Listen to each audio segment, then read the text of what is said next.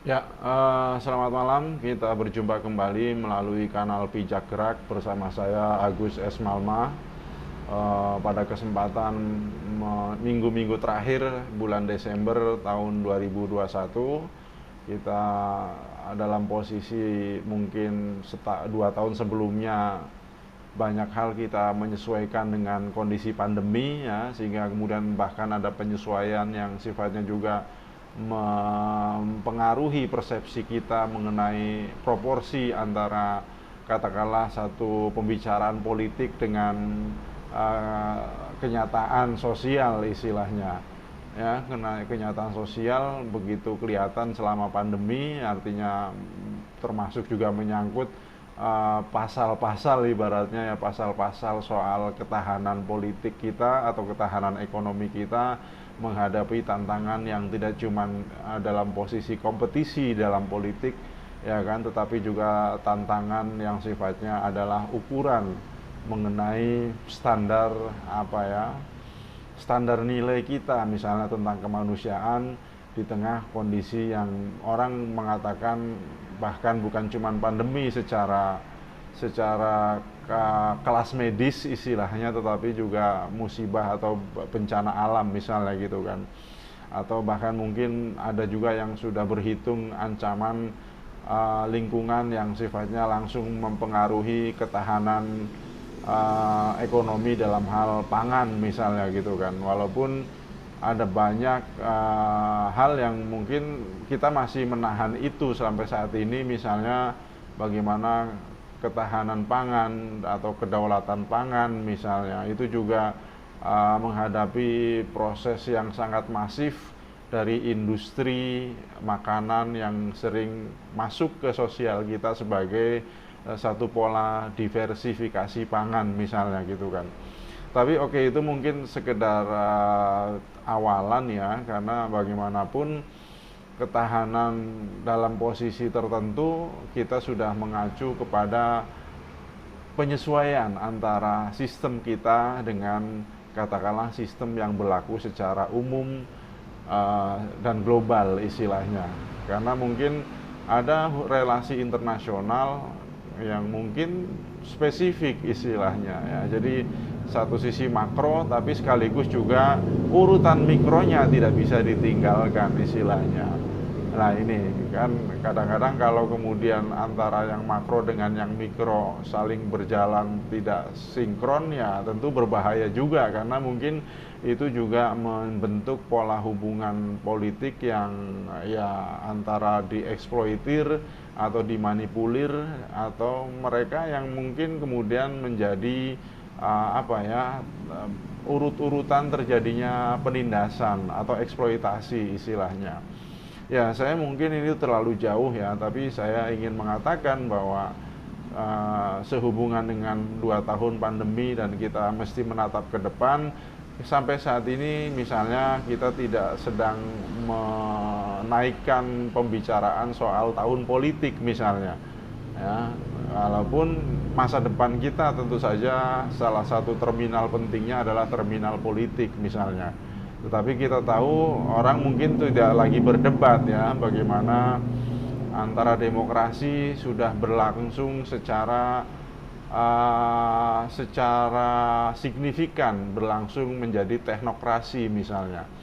Memang mungkin agak sedikit terlalu kelihatan cenderung ke sipil ibarat zaman dulunya ya, karena teknokrasi dalam hal ini bukan semata-mata teknologi yang dalam budaya modern tertentu. Teknologi itu ya bagian dari kesiapan perang istilahnya. Ya walaupun kita masih sering mendengar misalnya gitu kan, dalam berdemokrasi ketika penyelenggara demokrasi melangsungkan proses dengan tulang punggung teknologi informasi misalnya, bahkan mungkin di banyak daerah, di banyak bagian negara lain mungkin bahkan tidak lagi menggunakan istilah pemilu melalui TPS, mungkin langsung melalui internet misalnya gitu kan, e-voting misalnya gitu kan. Nah, saya ingin mengajukan itu karena memang pernah kan sebelumnya ketika kita apa ya, sebagian generasi yang saat ini mungkin sudah menjadi generasi yang cukup senior dalam posisi sosiologi politik di Indonesia misalnya, itu kurang pernah kita ikuti pembahasannya mengenai antara demokrasi atau teknokrasi istilahnya. Tapi belakangan ketika kemudian nilai teknologi itu sudah melangsungkan atau sudah menjadi lazimnya satu komoditas ekonomi, ya kan, mulai dari komputer sampai alat-alat yang lain sudah masuk dalam sebagai komoditas, ya kita perdebatan itu seakan-akan ya bukan lagi soal perbedaan ataupun pilihan, seakan-akan memilih antara demokrasi dengan teknokrasi, tetapi kemudian juga keterbukaan akses misalnya. Nah, tapi keterbukaan akses ini memang di Indonesia sempat menjadi catatan mengenai perilaku penggunaan teknologi IT tadi itu kan, perilaku penggunaan kita. Karena kita membeli dengan uang kita sendiri, mungkin ya itu bagian dari selera kita aja menggunakannya seperti apa istilahnya. Walaupun dalam posisi sistemnya kita bisa lihat banyak faktor-faktor di IT yang tidak semata-mata pasaran istilahnya.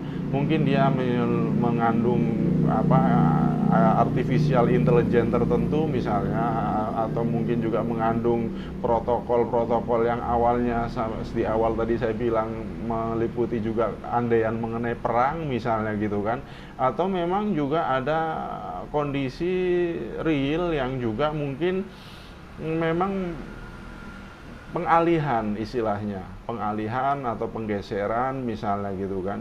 Karena mungkin ya kita bisa lihat sebagian kayak fiksi kadang-kadang. Saya nggak berani membahas itu karena ya kita belum bisa membedakan kadang-kadang ya kan, perang dan damai, apakah damainya itu sudah ada solusi atau damainya itu karena sudah yang satu sangat berdaya, yang satu sangat tidak berdaya. Akhirnya artinya sama-sama kemudian determinannya itu bukan lagi soal kesetaraan antara pihak-pihak, tetapi juga determinannya itu masih soal dominasi ya, dominasi teknologi tadi misalnya.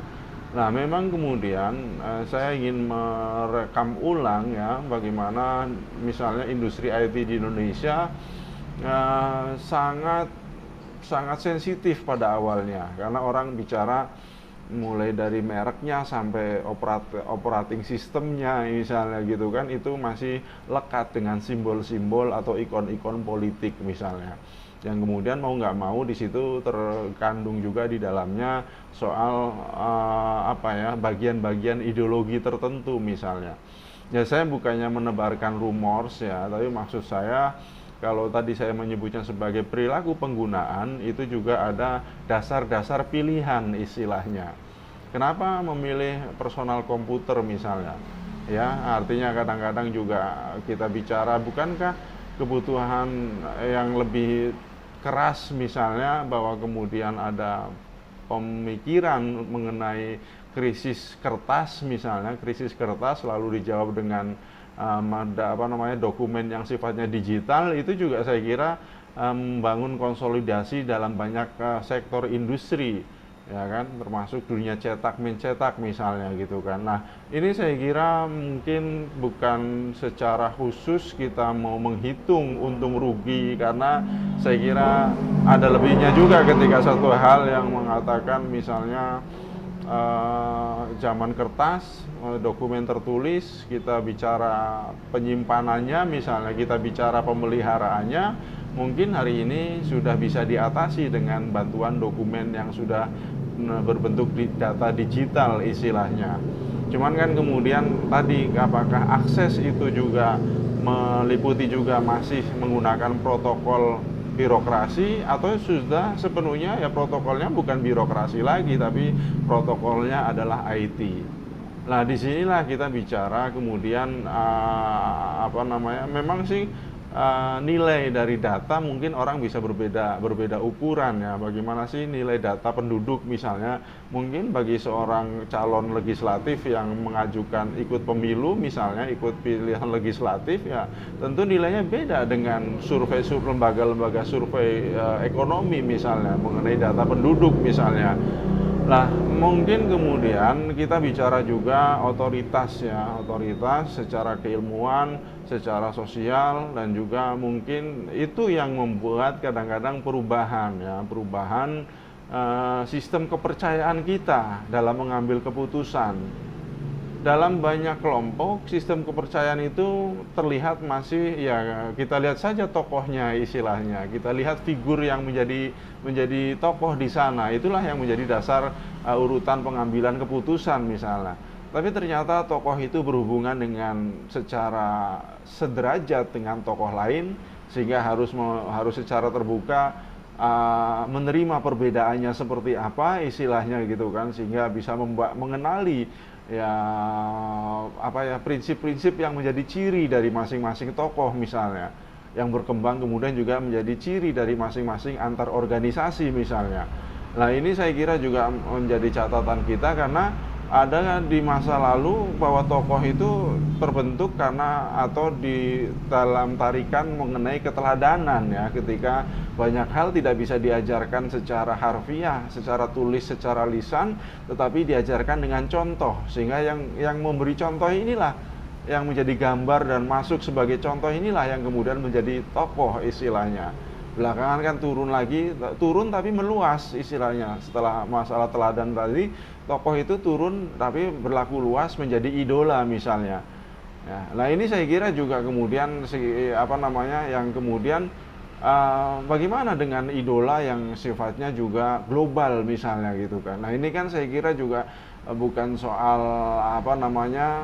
pemahaman akan situasi global dengan solusi-solusi yang lokal, atau sebaliknya ya, pemahaman akan kondisi nasional atau global tapi solusinya global istilahnya gitu kan. Ini kan posisi tokoh ibaratnya ya nggak begitu terlalu jauh dengan realitas sehari-hari masyarakat istilahnya. Bahkan kemudian ada yang bisa dibilang saya mungkin agak susah juga menggunakan asumsi mengenai rekayasa misalnya gitu kan, karena itu bahasa yang sudah lama sekali, tetapi itu memang ada beberapa bisa dikreasikan istilahnya, ketokohan atau figur publik segala macam dan seterusnya. Tapi mungkin itu pun tokoh dalam posisi saya mungkin agak sedikit mengandaikan ada seremonial lah ibaratnya ya. Seremonial, ada dari acara formal itu seremonialnya seperti apa, lalu formal itu berdasarkan legal seperti apa, lalu legalnya itu menjadi bangunan konstitusionalnya seperti apa istilahnya. Nah, ini memang bukan pelajaran yang selama ini mungkin pernah kita dapatkan di sekolah, tapi belakangan banyak hal kita terjadi sudah menjadi kenyataan hidup sehari-hari. Sehingga itulah kemudian tokoh atau teladan atau idola ataupun kemudian juga pengaruh di sesuatu figur di dalam komunikasi masyarakat, komunikasi publik yang sifatnya melalui media sosial misalnya, ya kita sama-sama melihat ini ya, semacam mozaik atau panorama sifatnya ya, panorama yang ekstrim itu kemudian menjadi relatif kadang-kadang. Ekstrim itu kadang-kadang menjadi relatif, bisa jadi ada orang bahkan mencurigai, wah dia bikin ekstrim begitu ya karena untuk menarik supaya memang tertaut dengan daya tarik jurnalisme misalnya gitu kan. Nah, ini kan juga saya kira ketika daya tarik jurnalisme itu sengaja kemudian orang mengambil posisi supaya dia ibaratnya catching misalnya gitu kan, ya itu saya kira juga menjadi catatan bagaimana itu berubah sampai tingkatan seperti itu, sehingga kemudian ya mau nggak mau kita mengakui ada bicara ketika hukum itu kita bicara rasa keadilan misalnya, ketika cita-cita kita bicara juga rasa sejarah misalnya gitu kan. Ya itu saya kira hal-hal yang mungkin selama ini kita masih berkutat apakah rasa itu tidak rasional misalnya, atau kalau rasional itu nggak pakai perasaan misalnya. Nah, ini maksud saya pelajarannya di situ. Ya, oke, itu mungkin untuk video kali ini. Semoga saja nanti bisa dilanjutkan dengan video-video yang lain, dan jangan lupa like, subscribe atau share. Terima kasih. Selamat malam.